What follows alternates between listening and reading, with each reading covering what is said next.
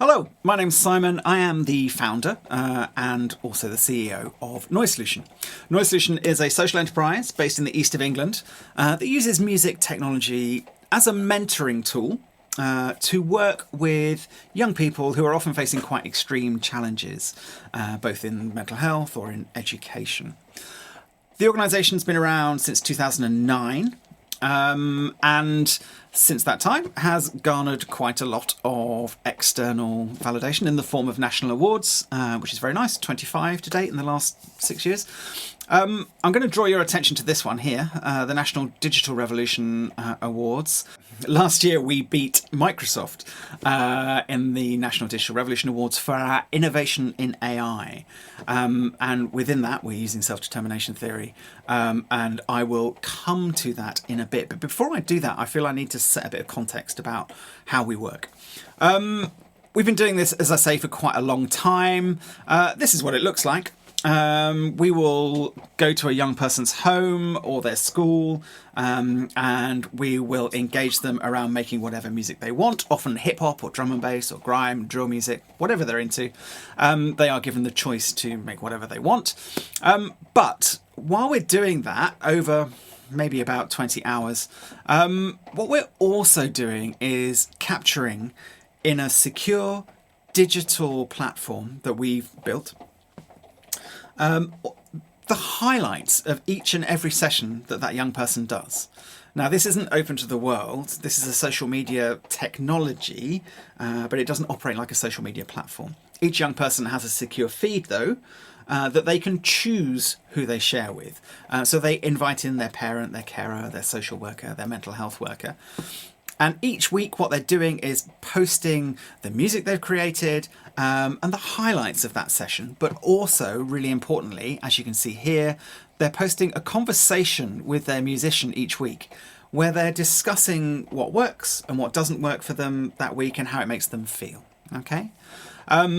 The people in that group get notified every time it's updated, and they are able, because it looks like a social media feed and acts like one, to like posts and to comment on those posts as well. And we're doing that for a whole bunch of reasons, often self-determination theory informed. But essentially, the sort of culture of them talking about their experience in a chat is about scaffolding their ability to reflect on how they're feeling. And once they've externalized it, then they're more likely to own it. And we're also mirroring back at them that they are being successful at something that they value, that they've chosen to do, and also projecting it onto the screens of the adults around them. Now, these young people are often perceived to be a problem to be solved, and are worked with in predominantly a deficit-based way, whereas here they're experiencing the absolute opposite. The whole point of this program, being informed by SDT, is for them to experience a space where they have control. So they, as I say, dictate what music they make and how they make it, but they also dictate who's in their group and who sees the updates. They also are able to control, what gets posted as well. Competence is interesting for us. I think music is a really interesting case study. I think you could do this with anything, but music is perceived as being something that's very complex, and that only clever kids do because of this sort of stranglehold that Western classical music has on education within the music world. And I think the fact that we use music technology means that young people don't face those Western classical barriers. They don't need to learn notation. They don't need to learn scales. They can create music that sounds amazing and important to them really, really quite quickly, and really, really quite easily, frankly. It can go really, really deep if you want to, absolutely. But the ability to have those quick wins is really important and creates that sense of competence. The relatedness element for us, well, the relatedness happens in the room, for sure, with the trusted adult that they build a relationship with, but also we're creating these digital relationships around each young person where they are feeling seen by those other trusted adults in their lives as well. And we think that that's also equally important. Now, self-determination theory tells us that if we promote these three basic psychological needs, we should see an improvement in well-being. As it happens, within the Noise Solution platform, we've created a space, a tab, where we can collect what's called the Warwick and Edinburgh Wellbeing Scale. This is a wellbeing scale developed by the NHS and Warwick and Edinburgh universities. It's been used massively in the UK, so much so that they've managed to analyse in peer-reviewed literature national norms of wellbeing from this scale, and I think the sample size of results using this scale was something like 60,000 responses to that scale. So we have national norms. The Noise Solution platform collects the start and end data of wellbeing, and automatically analyses it and does a whole bunch of analysis as well. What that looks like is this. This is a representation of the last more or less 500 young people we've worked with. I think it is 500 now. Each of these lines represents a participant that we've worked with. The bottom of the line is their start score. The top of the line is their end score. According to the peer-reviewed literature around Warwick and Edinburgh, anything in green here is a meaningful impact and change positively in well-being. So looking at a population level, there's a clear trend around positive impact on well-being. Incidentally, those changes in well-being, we've also had an international health analytic firm called Costello Medical. They're huge. They assigned 6 analysts to look at for a year at the outcomes Noise Solution was getting, the changes that those changes in well-being were eliciting, re-engagement with education, avoidance of mental health admission, etc., etc. And they, at a very conservative estimate, attribute the financial savings to systems and families and services within the east of England to have been £9.3 million in 2024 alone. That report's available on the website if you want to have a look. So we've kind of got the financial data and we've got the impact data on well-being, but I think what's also important about this, and we're starting to get to the AI stuff, what's important about this is that every young person creates their own case study as a part of the process as they reflect on their experience with their voice genuinely at the centre of it. As I say, we're doing something like 700 hours a month of this work. That's creating a lot of data. I would say probably about 40 or 50 hours of reflective data a month. Now, if we have consent from the young person to analyse that using AI, then we can then start to look at what young people are saying within these reflection videos when they're talking about what's working and what's not working for them, and how the whole process is making them feel. So the way it works at the moment, a young person has a reflection.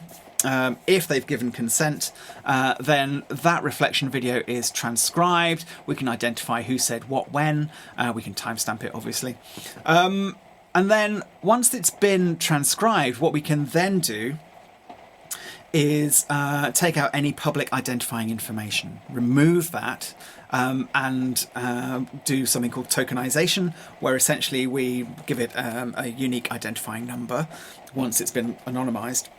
And once we've done that, it's quite a simple process to then ping it out and use prompt engineering within the AI world, using OpenAI, to use self-determination theory as the theoretical lens with which to analyse those transcripts. So young people are talking about their experience with their musician, and we can now automatically start to pull out from that the things that they've said that are markers of autonomy or competence or relatedness.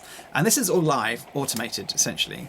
We don't have to do any of it. We just get to see the data at the end of the process. This is really exciting for us. So, if you look at this scorecard here for one young person's session, we can start to pull out the most important thing they said within that session around autonomy or competence or relatedness, or the most frustrating thing that they've said as well. We can then start to scale those as well. And if we can scale them, well, then we can start to track changes in basic psychological needs over time, which we are starting to do. We're starting to build up that body of data. better. That's incredibly exciting because we can do that both at an individual level but at a demographic level as well. We could do that with gender, with contract, location, geography, type of referral, whether it was from mental health or education. And that starts to give us a really rich picture. We can go back to commissioners and say, self-determination, this massively well-evidenced framework is telling us that these are the markers that we have to have for well-being to flourish, and here we are delivering on that as well. So that's really, really exciting. Obviously, there's lots of work to do that. It's at very early stages. We're hoping, or are getting, Professor Bartholomew to come in and do some work with us around how we validate that scaling of how autonomous or how competent a statement might be. So all of that kind of stuff. We appreciate it's early days, but we are incredibly excited about this. What we're essentially talking about is a way of getting genuinely rich feedback data without using feedback forms, without problematizing or medicalizing young people, without it being too extractive, frankly. They are just having a chat about their experience. That's what they're doing. And they're doing that in a way that's scaffolding their reflection, which is actually improving outcomes around well-being. That is a really, really, really quick run through of the kind of model at Noise Solution. I think the opportunities are massive for that. I mean, if you think the UK charity sector alone spends something like 15.8 million hours a year reporting, and there have been research studies done showing that the effectiveness of that reporting is actually really, really very, very poor. Something like 8% of UK organisations reporting well. Whereas here, I think we have an opportunity to change how we demonstrate outcomes for organisations. So that's really, really exciting.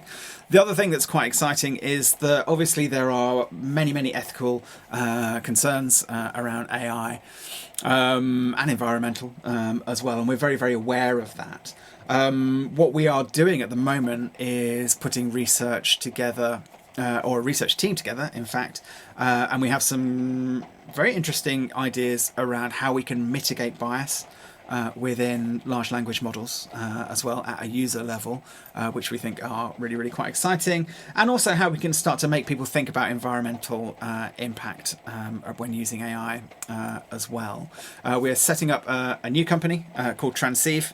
Or we have set up a new company called Transceive, which is aiming to take this solution, if you like, out to market as well.